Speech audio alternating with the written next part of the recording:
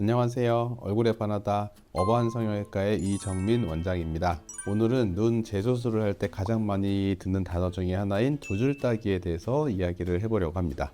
검색을 해보면 흉터가 두 줄이 남는다, 혹은 다시 겹주름이 생긴다, 그리고 쌍꺼풀이 풀린다 등의 이제 여러 가지 안 좋은 얘기도 많이 들으실 수 있을 것 같은데요. 오늘은 두 줄 따기가 어떤 수술인지, 그리고 어떤 경우에 해야 좋은지, 그리고 어떤 부작용이 있는지에 대해서 자세하게 설명드리고자 합니다. 두 줄 따기라는 수술은 피부 여유가 없을 때, 쌍꺼풀 형상화 피부가 부족해 보일 때 우리가 채택하는 방식이고요. 수술 방식은 높은 쌍꺼풀 주름이 흉터와 함께 있지만 그 아래에다가 우리가 원하는 데 절개선을 넣고 그 위쪽으로 박리를 해서 기존 쌍꺼풀을 풀어내야 합니다. 첫 번째로는 피부 여유가 거의 없는 경우, 이전 쌍꺼풀 수술 때 피부를 너무 많이 잘라내서 여유가 없거나, 아니면 눈이 돌출되어 있는 분들은 원래 피부가 부족한 경우가 많습니다. 그래서 이럴 때는 어쩔 수 없이 두줄 따기를 하는 경우가 생기게 되고요.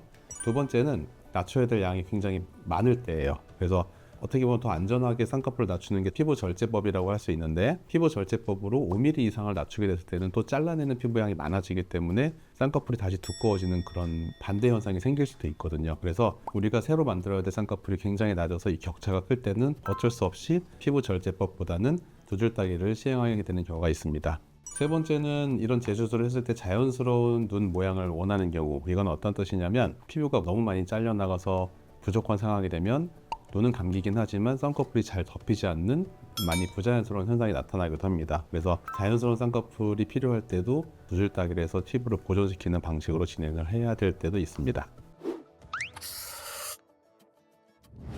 두 줄 따기에 부작용이 생기냐 안 생기냐에 대한 핵심은 다음 두 가지로 결정이 된다고 봅니다. 원래 있던 유착을 얼마나 정교하게 잘 분리해 줬는지, 그리고 내부 조직을 잘 유지하고 얼마큼 손상을 주지 않은 상태로 진행을 하는지, 여기에 이제 성공 여부가 달려 있다고 봅니다. 중요한 것은 이제 쌍꺼풀을 얼마나 낮추느냐가 아니고 얼마큼 안전하게 낮출 수 있도록 설계하느냐에 달려 있다고 생각을 합니다. 시간이 지나면 다시 원래 나이로 돌아가지 않나요?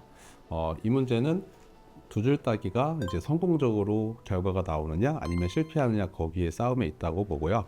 과거에는 이런 일이 좀 더 빈번하게 있었던 것 같은데, 수술 방법이 더 정교해지고 저희도 여러 가지 조직 혹은 지방이식, 심지어는 필러 같은 걸 좀 뿌려서라도 재유착을 막기 위한 각고의 노력을 하고 있습니다. 그래서 최근에는 재유착 때문에 두 줄 따기가 실패하는 경우는 많이 줄어들었다고 봅니다.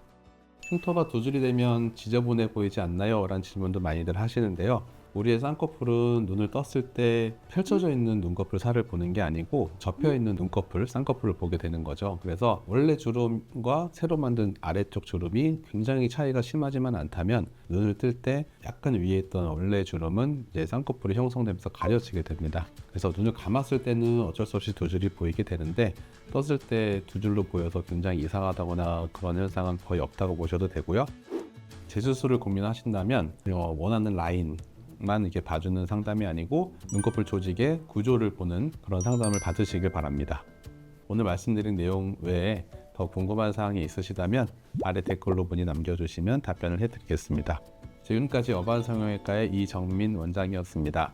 감사합니다.